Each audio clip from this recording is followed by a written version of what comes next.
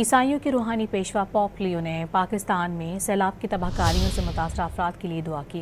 Vatican में हफ्तावार दुआया खिताब में पोप लियो का कहना था कि पाकिस्तान, भारत और नेपाल में शदीद सैलाब से मुतासर होने वालों के साथ हैं।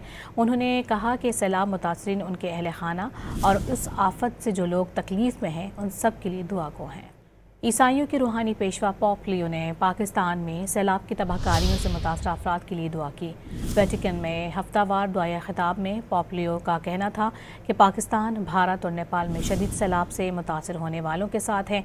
उन्होंने कहा कि सैलाब मुतासरीन, उनके अहल खाना और उस आफत से जो लोग तकलीफ में हैं, उन सब के लिए दुआ को हैं।